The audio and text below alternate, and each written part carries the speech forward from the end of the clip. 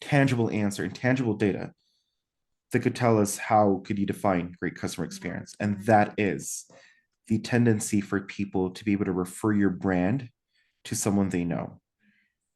Basically, net promoter satisfaction. And why do I say that that's the best way to define great customer experience? Because you could say to someone, look, I'm glad that I was able to help you today. Is there anything I could help you with? Are you happy? They could say yes, sure.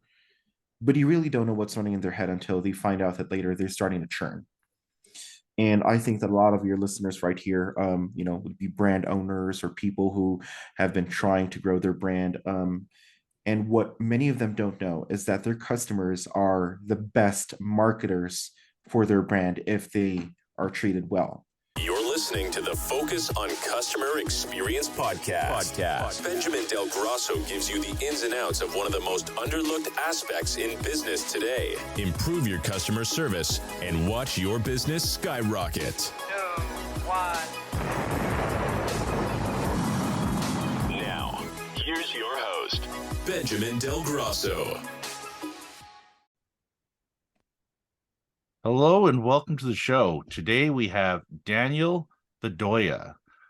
As an adolescent, sleeping on park benches and eating out of trash bins was the norm for Daniel, who learned the importance of hard work and determination while growing up with hardships in the Philippines. Now living in Mexico, Daniel has mastered the art of customer service and sales for more than a decade. For years, he worked under sweatshop-like conditions in call centers and is passionate about educating brands on how to scale high-performing teams in both an ethical and efficient manner. Daniel firmly believes that sales are not just simple sales. Rather, sales are about consulting and recommending what is the best that suits the needs of a brand. So, Daniel, welcome to the show. Hey there, Benjamin. Thank you for having me today. So, why don't you tell us a little bit of your story about how you got here? I mean, I read a little bit of a bio, but maybe you want to reiterate a little bit more on that. Yeah, I did. I had a tough life. Honestly. It was what it was. That's what I'm going to say. But as a minor, there are some certain rules and laws that I would not be able to work until a certain age, and that's why I ended up being that way. But yeah, with my background, I would like to fast forward to where I started working. I just became passionate about helping people. And the environment that I was exposed to from the very beginning and customer service was a very stressful and intense environment. We're talking about people calling about their bill that had 6 lines, that had different charges and prorated charges and unauthorized charges on it. We're talking about people who had unauthorized international calls coming into their account and charges that were more than $1,000 that they wanted adjusted. And so it was that condition that really exposed me into becoming passionate about customer service. Because if I was able to face that from the very beginning of my days as a customer service representative, then I think that everything else that just followed through right after that was water off a duck's back. But yes, that's my background. I was primarily in customer service, and then I became exposed to sales. And since 2014 to 2017, I was both in customer service, but also heavily in sales. And then in 2017, I was switched over to customer success and then sales again, going into 2020. And ever since then, I've been I've been with sales. But even so, if I've been with sales over the past many years, mainly since 2014, customer service and customer experience has been a big thing for me, for the reason that I truly believe that brands can only grow if they have a great customer experience set up for their brand. Revenue can come in naturally, sales can come in, later on. You need to treat your customers right before you could even grow your business, is what I truly believe in. Yeah, I mean, I think about my early time when in 2002, I was working at Best Buy. And when I was working at Best Buy, we opened in the Canadian market. And because Best Buy was open in the States for many years, but in 2002, they opened in the Yes. Canadian market. And what ended up happening is because people were coming in there and we really wanted to work hard on giving a positive customer experience back then. And I could tell you, you got hit with so many people because the marketing was so strong and there were so many people coming into those stores that you learned very quick how to up your customer service game. Because Exactly. you had to you start realizing like how to talk to everybody and how to communicate with them differently, and how to just get that going, right? Because everybody is different, and sometimes people aren't. You have to also realize most of the times people aren't actually mad at you. They're mad at the situation that they're in. When they're calling you and telling you I was charged an extra $100 on my bill, like you were talking about, they're not mad at you, but a lot of people take it personally, like, why are you yelling at me? Well, I'm not yelling at you. I'm mad about the situation. I'm frustrated that I've even had to make this call and I've been on hold for a half an hour just to tell you this when I shouldn't have been charged to begin with. And I went through this whole transformation of realizing that they're not yelling at me. They're just frustrated over what's going on. They're frustrated that something doesn't work. They're frustrated that something failed. And you have to realize that as you grow your customer service. And it sounds like, you went through that transformation as well of just kind of growing your business, right? Like you were talking there, which is awesome. Yes, to add to that, Benjamin, a part of that transformation is taken further when you realize that they're not yelling at me, they're not yelling at you, they're yelling at the brand. Customers don't see you when they're talking to you. They see the brand. And so they could say, look, I've bought this from Best Buy 2 months ago now. This computer is not working. I can't believe that you guys sold me this computer. I've been charged for this, and now I'm here trying to get this repaired. You notice whenever they get angry or when they get upset, when they get frustrated, they don't talk about you personally. They say that, look, Best Buy has not been doing this, or Best Buy has given me this. Brand X has been giving me this horrible experience from the very beginning. That's what they talk about. They yell at the brand. And the reason why they're yelling at you is that you being a part of the customer service team means you are being the face of that brand. And being the face of that brand means that they will, air out their frustration at you. And so as you grow into your customer experience, like customer experience skills and field, you just realize that you have to understand that as a human being, you would react the same way if you were in their shoes. So it's that growth that really made me understand, made me passionate about what I do. So I want to add one thing in here, and then we're going to go into some questions. So Mhm. the other thing that people need to realize when they're on the firing line, I guess, as you could call it, right, where somebody's, going, hey, you were charged $100. They also have to realize that if you take care of that customer really well and go above and beyond, you're also building or making deposits of your personal brand with that customer, right? Because if they get to know you, like Benjamin Del Grosso guy, I remember him when he worked at Best Buy. Now he works somewhere else, and I flukishly bumped into him at this other place, right? He took care of me. I'm going to follow him, right? I want to deal with this guy because he took care of me when I was at Best Buy. He took care of me when I worked somewhere else. He took care of me, right? So that's the big thing too, is when you take care of somebody, you're also building your personal brand with that customer. If you make it memorable, right? You got to make it memorable, which means you got to go above and beyond. You can't just do the basic taking care of somebody, right? That's, So, yeah, that is absolutely true, Benjamin. And I think that I have something to share, but not right now. Probably in some of the questions you have to ask me. I have a feeling that you might ask me a question that might lead to that, but I do have something to share about what it means to take care of someone and being able to transfer that impression to another person. So I'll share more of that later, but feel free to jump into questions. I'd really like to be feel free to use me today as an instrument for your listeners to find something useful that they could take away further on. So I'm happy to be of service here. so I got it's like you've taken phone calls yourself and you've been a former customer success manager. What would you say is the most difficult situation you've ever dealt with? Oh, well, there was one. There was one. Um, I was in I used to take phone calls for a student marketing account, student loans in the United States, billing account for student loans.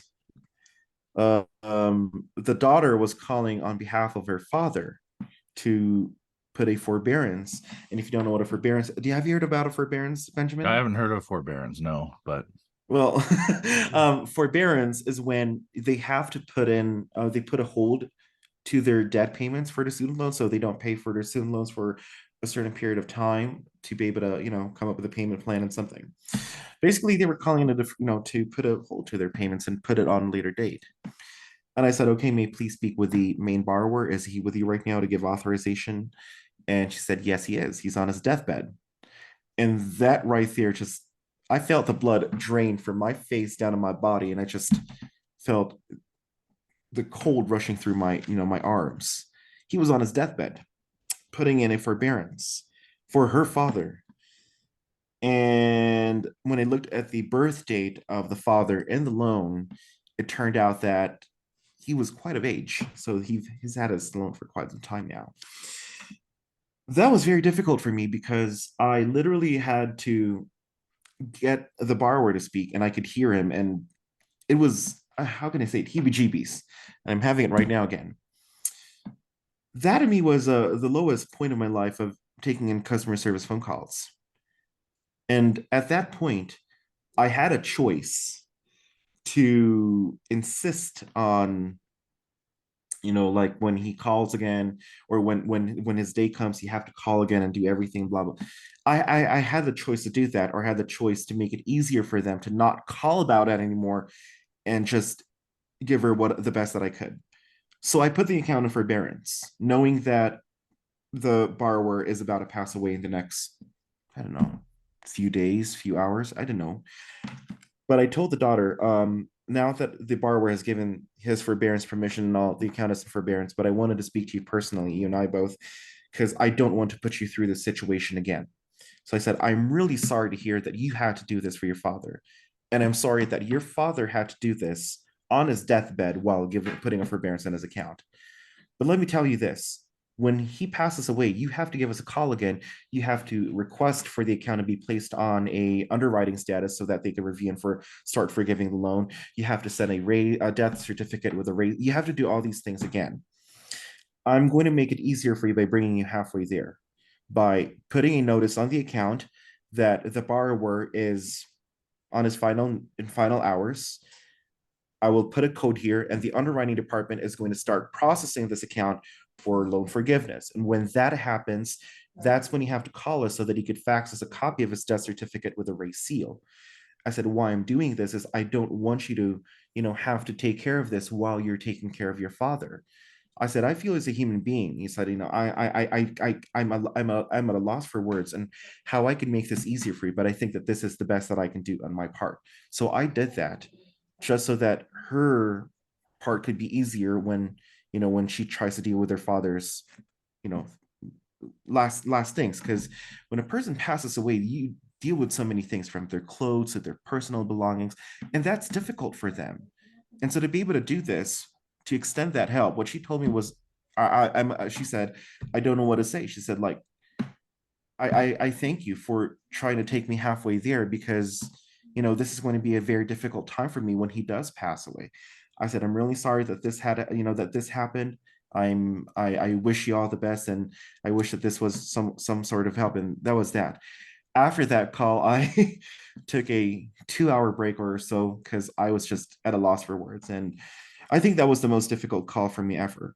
Um, to think that someone would need your help that way. And normally before, I would just do the transaction bench. I would just say, look, okay, this is what we did. We put a forbearance in your account. And, it was just that. It was all in day's work. And I go to the next call without any emotion. But that one really put me in a different state and made me realize that, wow, someone was on his deathbed calling me. What if that was me? And that's why I did what I could to help them. And that's what changed my entire experience. yeah, no, that's good. I mean, and a lot of people, if you haven't been involved in like a death in the family or anything like that, like I actually got to witness the full thing a few times now where like it's just crazy. Like, if you're religious, the pastor comes over and they're like making you make all these decisions, and then you got to clean the house. Like, there's just so much stuff you got to do. And that's why so many people say that, like, when like your loved one or significant other or whoever, dies, husband, wife, whatever, within, let's call it, that's why people say it doesn't hit you till 3 months, 6 months, 12 months later, that what really just happened, right? Because you get so busy with stuff like this, like you got to call here and you got to call there and you got to fix it. You're just so busy with everything. And, it's great that you were trying to, help speed up the process, because they're probably going to have 10,000 things that they got to do over the next 3, 6 months, year. Right. And, you And it's know, going to be hard for them. oh It's yeah, it's an emotional yeah. thing every time they, they're going through everything. Right. So, but, so what defines great customer service for you? Like what do you think defines like a really great customer experience? Great question. There are so many subjective answers that I could give that would define great customer experience, but I think that there is one tangible answer and tangible data that could tell us how could you define great customer experience, and that is the tendency for people to be able to refer your brand to someone they know. Basically, net promoter satisfaction. And why do I say that that's the best way to define great customer experience? Because you could say to someone, look, I'm glad that I was able to help you today. Is there anything I could help you with? Are you happy? They could say yes, sure. But you really don't know what's running in their head until they find out that later they're starting to churn. And I think that a lot of your listeners right here, would be brand owners or people who have been trying to grow their brand. And what many of them don't know is that their customers are the best marketers for their brand if they are treated well. So, net promoter score. When you give a great customer experience, when you treat them right, when you treat them, how you want to be treated as an individual, they just start referring people they know to your brand. And that's, honestly, there is no cost to be kind. There is no cost to be compassionate. And there is no cost or harm either in bringing people to the brand that you are an advocate for as long as you know that they will be treated right. Yeah, So I think that's, it's great to yeah. get referrals, because those are people that are already sold on your business model. They're sold on how you're taking care of your customers, right? They're already really happy with you.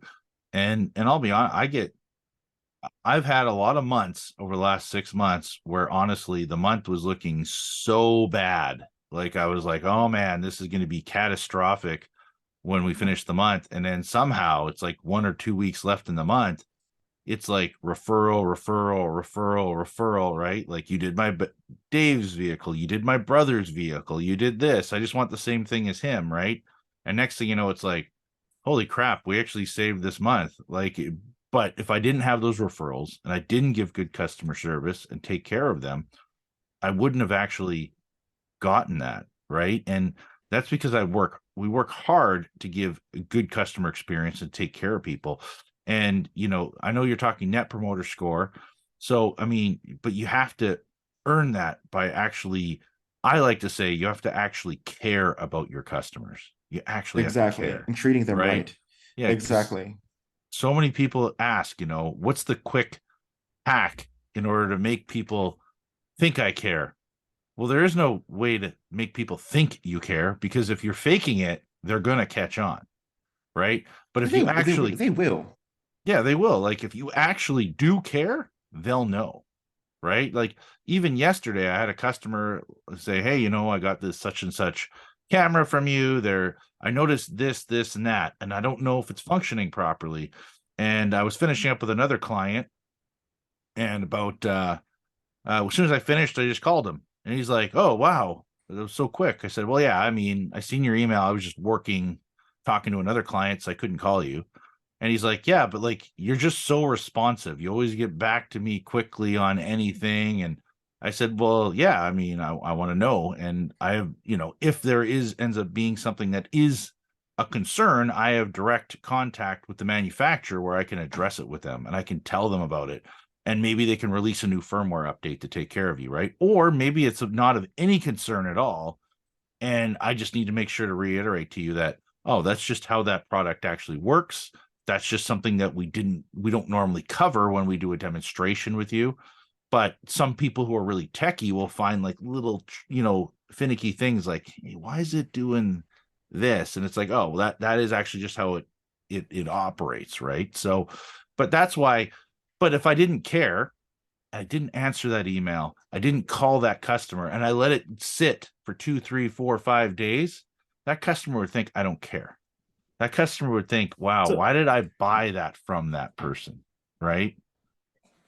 that You is have a, just right smack on the point where right there, Benjamin. If you don't mind me asking you a question, probably, it's a question you might ask me, but I wanted to throw this out because you did mention about care. How can how can we promote, or how can we give authentic customer experiences by truly caring for our customers? Many of your listeners probably think, look, okay, so you think that, like, okay, we should be caring for customers, or customers will catch on if you're faking it. So how can we ensure that our frontliners or customer service representatives would care for customers? And I think that that's the going back to the beginning I told you about. How does that, treating people right, transfer onto another person and become a follower of yours? um I wanted to share with you that it's about the culture. If you promote a culture of care internally for your own brand, where you treat your frontliners right, when you treat your employees right, that culture of care is paid forward. Consider it done. Consider it paid forward when you know that they will treat your customers right. And how can I tell you? I'll tell you a story here. When I was in a co-working space once in New York, I was sitting there doing my calls, and then I noticed that another person was working remotely for a famous security company in the United States, who does security cameras and dash camera, these cameras that they have set up in their home, alarm systems and all. This yeah. customer was calling, and I saw this person put the customer in hold, get up and take a smoke break for 20 minutes. And I sat there and was just staring, and I'm like, wow. I said, now I understand that it might take some time to fix the software or whatnot, but to put your customer in hold for 20 minutes was like, how, you know what I mean, right? It's how would a customer feel, honestly? And so I just sat there and looked at him, and he's him, not a care in the world. He was just smoking away and, chatting away with his friends, and then came back, and clearly the work was done, and made some more notes before even getting back to the customer to tell that the situation was resolved. Clearly, that person did not care for the customer. But why is that so? So I decided to talk to him after that call. And just, I was just curious. I was prying around. I said, look, it's like, notice your cousin, you put your customer in hold for that long. I said, are you okay? It's like, and it's like, is that normal standards for you guys? It's like, oh no, the problem was fixed way long before that. It's just that it really, so what, it seemed like the company did not treat him right. And so he wasn't that receptive as well to his customer. Yeah, culture And is a that's the very big thing. thing. 100%. Go When ahead. you Yeah. when you don't build a culture of care, you cannot expect that your people will also start taking care of your customers. That's the thing. So I think that it starts within. That when we want to give great customer experience to our people, it starts with you taking care of your own people, and they will take care of your brand. Yeah, it's 100% true. If you don't take care of your own people, they're not going to take care of your customers. And I always like to say, if you don't take care of your customers, someone else will. That's it. At the end of Exactly. the day, if you don't, There will someone always else be. will. Right? So, you know, so here's a good what signs should one watch out for to know when outsourcing is the right decision that fits their business model? It's when they start having problems maintaining performance and scalability. Basically, when they have problems trying to maintain consistency with their customer service team, when customers start complaining that they're getting different answers, when customers start complaining that they're only getting band-aid solutions, when you notice that you have a high attrition within your customer service team, or you can't even get to your target of being able to grow the customer service team, is a sign when you start, when you need to start outsourcing, because that's going to become a problem for you. It's a matter of timing and cost here, but more in the timing side. Do you have the time to deal with all of these problems? Do you have the time to be able to fix these? If so, then you shouldn't outsource. Give it a try to fix it internally. But if you see that you want to grow your brand and you don't have the time to focus on problems like these, that's when you should start exploring outsourcing, because they could take away the problem from you. Hmm.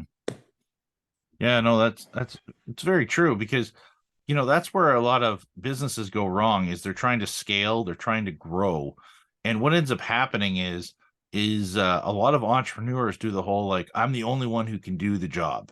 I'm the only one who can do everything right. None of my staff can do it right.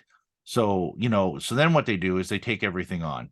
And what ends up happening is, you know, well, I'll call Dave back. Tell him in an hour. And then you get busy and you're doing something else. And then the next day hits, and then Dave calls, like, is someone actually going to call me back? Oh man, I was supposed to call Dave. Man, he keeps calling. And then instead, what you're doing is you're destroying everything you've been building for your customer service. And it's funny because the majority of the stuff that usually customers have questions about, you can actually easily answer, usually within a minute or two. And every single time you have maybe you call it a touch point or an interaction with a customer, right? You're like I said earlier, you're generating more deposits with that customer of them being, sold on your brand. But if you don't actually call them back when you say you're going to call them back, and I mean, I'll be honest, I had one guy one time in the last 2 years where I told him, hey, yeah, you know what? Sunday I'll be in your area. I'll give you a call. I'll help you out with he needed a new sticker or whatever for his dash cam to be mounted on the windshield. I said, I got a whole bunch of extras. I'll just drop it off. And it was weird. Monday, I'm like in the office, I'm looking, and I'm like, oh my God, I didn't call him on Sunday, and I said I would. And the funny thing is, I live and die by the calendar, but I didn't put it in my calendar. I called him and I'm like, I'm so Oh, sorry. And he's like, actually, I found the extra sticker in the box, so it actually wasn't a big deal. So I fixed it myself. Oh, okay. I thought you said there wasn't. He goes, no, I found it. It was just hiding or whatever. So he wasn't even worried. He didn't reach out to me on the Sunday to like see why I didn't contact him. And he's still happy with my brand because I was still making an effort. I still called to apologize that I didn't contact him because I do genuinely care about my customers, right? he held So yourself accountable, and you just cared for him as a human being too, how he felt about that. yeah, and the funny thing is, this guy's actually a teacher. So he's actually a teacher in a school. So he totally, it's a different level of respect, right? He understands he's teaching students every day. People are learning, people make mistakes, people are growing, and even as a teacher, you're learning and growing every single day as well. So, but yeah, I don't know. So we've talked about, outsourcing. We talked about customer service, right? We've talked about, you know all sorts of different things here. So how do you think authentic customer experiences can be made? So just going, yeah, it's an authentic customer experience can be made by giving a culture that is also authentic for your people. You have to show them what authentic customers like, authentic customer experiences is like. You have to show them what authentic care is like. You have to show them how to pay it forward. And so to give you an example here, with Support Zebra, we have a program called the Zeal. And the Zeal is our version of a Make-A-Wish program. You write a letter to the company, state your wish, and we will work on how that wish can be granted. And over the years, you would see people writing letters. And the thing was, it started with them making wish for themselves. But as we grew the culture of care within the company, and as we grew the culture of paying it forward within the company, when I attended the company year-end party this year and we watched the next recipients of the Zeal, my face mask, my whole, because it was a mascara thing, it was a masquerade party. My all mascara was all over my face from crying because I was in awe that at this time people did not just nominate themselves, they nominated people that were a neighbor of theirs, was their team leader, was someone apart from themselves. And the reason why they said that they nominated someone else was because they just wanted to pay it forward. They cared for that person. I nominated my team leader because I noticed that he's been working overtime, only to discover that his mother was in the hospital and he was working overtime to try to pay her hospital bills. I nominated my neighbor because I noticed that she has three children. Their father is disabled and she has no source of income. And so I decided to nominate her to be able to have a small business so that she could have something for her children. That's just an example of how you show that you truly care. And these people who nominated other people in the Zeal program are also the top performers for a customer service team. They are the ones who are, getting a lot of customer responses that they've been given a great experience. That's just an example of how you as a brand can show an example of how an authentic customer experience can be made. That's, I think, the best way that you could create that. Show it as an example, walk by it, and they will also pay it forward. Yeah, that's great. You want to make sure to be authentic. Don't be, too many people want to be fake. They look at Instagram, they look at, TikTok, they look at, all these different things, people are doing on Facebook, etc., right? Twitter, whatever, right? And some Social people are media. just, yeah, they're just doing it to get attention, but they're not being who they actually are, right? So Exactly. you need to be authentic and you need to be, yeah, you got to be true to yourself. And I like one of our values actually is authenticity, right? So that's one of our values, is to be authentic, right? I don't want to be some fake, right? I'm not going to pretend I'm doing something I'm not, right? So I want to be who I am and be true to myself. And a lot of times I have very great conversations with my customers because I'm very curious just about the conversation. I'm curious about what they think about what's going on in the world today. I'm curious of what they think is that, because I like the different perspectives. Like I'll have people say to me, "This is like the best customer service I've ever gotten," and then I'll say to them, "Well, what have you gotten before that makes this so good?" And what people need to realize is that every time I'm giving good customer service, I'm competing with the last best customer service they ever gotten prior, right? So if the best customer service they got was going to some upscale restaurant where literally there was a separate waiter that brought them the bread and a separate waiter that brought them their steaks and a separate waiter that brought them dessert and brought them coffee, like a really upscale restaurant, you're competing with that customer experience. If you're competing with McDonald's, well, Exactly. guess what? I got you owned. Every day of the week. I'm just kidding. I'm not trying to sell myself short. I'm just trying to be funny. But no, but realistically, you're competing with the best customer service that they've gotten, that they remember, right? And what people don't realize is they think they're just competing with their competitors, right? So people seem to think that, like you're running a call center, like that's an extension of people's businesses to help with customer service and customer experience for that business. And you're not competing with, you are competing with the other call centers, but at the same time, you're Oh, also yeah. competing with the customer experience that they've gotten somewhere else, right? So if they're used to calling a cell phone place, complaining about their bill and not really getting any service, and maybe somebody puts you on hold for 20 minutes to pretend to talk to the manager and doesn't actually call the manager or go for a smoke break like you brought up earlier, right? Mm. Or hey, you know what, we see this, there's a problem, yeah, let's get that fixed for you, and yeah, you'll see a credit on your next bill. And the other thing is, sorry for the inconvenience, this is an error on our end, we're going to give you we see there's a better plan available for you as well that will save you $10 a month. Would you like me to change you to that as well? Now they're like, holy crap, this person did this, plus they made me savings of $10 a month. That was amazing, right? And so that's kind of, how you go above and beyond giving a great customer experience. And yeah, so Amen to that. That's me right there too. That's how I feel. it's awesome. So So, what do you advise people who often deal with difficult or stubborn customers?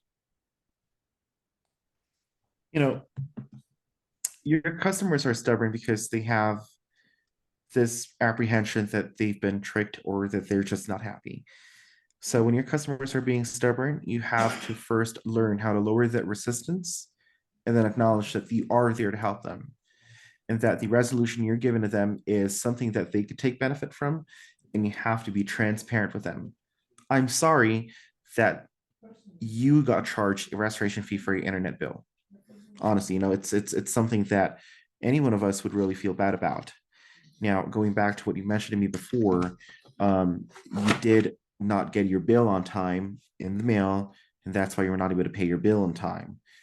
So I'm going to go ahead and get that restoration fee waived and adjust it from your account, and you can go ahead and start paying that bill. Now, I just wanted to let you know that in the future, there, if when this does happen, just let us know. I could also enroll you for automatic billing, or also enroll you with e-bill so that you could see your bill instantly. And they say, look, I don't want e-bill. I just want to get my bill on time in the mail. And so the propensity for them to get a restoration fee is going to happen again. So look, understand that you like a paper bill, but I wanted to explain to you the United States Parcel Services, we just can't guarantee, the timeliness to deliver a bill. So what I'm recommending to you is to get an e-bill so that you could see your bill right away and you don't have to call about just getting a restoration fee waived. I said I could just go my way here and tell you that, look, I waived the charge, you could pay the bill, but then this is going to happen next month and you would have to call about it again. Do you really want to spend your time being on hold for 30 minutes just to waive a 30, to dispute a $30 charge? I'm giving this option to you, even if you don't like it, if you're not comfortable with it, because I want you to understand that you're investing your time with us right now. And I want to let you know that this is something you don't have to do every single time. So it's small things like this. Or at the end of the day, she still did not like e-bill, but she did agree to automatic billing. So for as long as the account did not have any extra things in it, she was okay. So at least in that way, even if the bill came late, the bill was paid up, so she had not to worry about it. So yeah, it's things like these. Lower the resistance, acknowledge for them, let them know that this is what the situation is, this is what they could have, and educate them. It's about educating and letting them know what their options are. When you show that level of knowledge, when you show them that level of authenticity, it follows right through. So, I got a story that's going to turn into a question. And so many years ago, I want to say 10, 12 years ago now, my wife and I, we've had cell phones for a very long time. And I get this bill, and I'm being billed like an extra $200 on my cell phone bill. And I'm like, what is going on here? Right. So, I call customer service. I'm explaining to them that my wife is not in Calgary. We're in Edmonton. And if you know where that is in the world, it's about a 2.5 to 3 hour drive between the two major cities. Right. And they're explaining to me, well, your wife is going to Calgary because she's making calls from there. And I'm like, okay. So I finally, I've been arguing this for 3 months. I get another bill. I'm being billed where she's in Calgary. And I'm going like, there's just no way that she could be driving all the way to Calgary, coming home, picking up our son from school all in one day. And I was like making this argument that even if she flew, which is a 1 hour flight, flew back, couldn't. So like, it's like month 3, they're billing me again. So finally on the bill, because all the so where I'm going with this is every time I'm talking to these call centers, they don't understand where Calgary was and where Edmonton was. And they wouldn't even make the effort to look up on a map where it was. And then finally what happened was I was actually billed for what do I want to say here? I was billed for an Edmonton call, and 10 minutes later, I was billed for a Calgary call. Right? So I said I actually was able to prove to them that there's no physical way possible that my wife could have been in Edmonton and 10 minutes later in Calgary. So Yeah. they wouldn't admit what was wrong, but they refunded me like $600 worth of like past bills. It was like massive because it kept saying that she was there. There was something wrong with the tower, not sure what, but something was wrong with the actual cell phone tower, obviously, that was causing these challenges. So, my question to you, or where I'm going with this, is when somebody does call in with an issue or challenge, you know, do the call center agents, are they allowed to use technology so that they can be better, more familiar with what they're asking if they're not fully educated on it, right? Like, so somebody calls and says, hey, like, there's no way I'm calling from Turkey because I'm in the States, right? Are they able to like go, oh wow, well, yeah, Turkey's quite a ways away from Germany or whatever, right? Like, obviously you're not, in Turkey 1 hour and Germany an hour later. It just In the doesn't make United States. sense. Yeah. Yeah, you know what I mean? Like, it doesn't make Yeah. sense. Something's wrong here with what's going on, right? So, but The answer to that is yes, there should be access to technology. Your situation, if it was translated to the United States cell phone provider that I used to be a representative of, is in these systems, you would be able to find out the geographical coverage and the map of the calls that you were being billed for. Because back then, back in the olden days, back in those days, charges from different cities could even have a charge. We call this interlata and intralata calls. Intralata meaning that you're within that territory, and then interlata is when it's within neighboring cities because Edmonton is above Calgary, right? Calgary is below. And so if the call bounces off the tower and goes over to Calgary, then yes, you will, or Edmonton, vice versa, it will have a charge. You would be able to see that in the map in your system and be able to conclude that, look, this customer is being charged for calls that it is impossible for them to be charged for, and so it should be fixed. But there were cases before that other companies that I used to work for that was not that cell phone provider where technology access was restricted. So there was also that ignorance that was being promoted that they simply did not know, and so it had to take evidence, and in your situation, unfortunately, proof that it was physically impossible for them to be in Edmonton and Calgary in just under 10 minutes. oh And yeah. so, it's one or two. When I was with this company and the same situation happened with you, Bench, a customer called me and was being charged for a call that was of that nature. I looked in the map, found out that they were being billed in error. I immediately messaged our vendor manager, said, look, this customer is being charged. The reversal is more than what our manager is authorized to adjust. I think the charge was $1,200. And so the vendor manager approved it, got it issued in the next bill, and that was it. Everything was good. So it can happen, but it depends on the technology that is available. And I have a good feeling of what your company was. um, but yeah, it does happen. But some of them until now don't have access to that technology because they restricted the sites that agents are able to access. But some of them have improved and built technology that can address situations like that, especially with communication.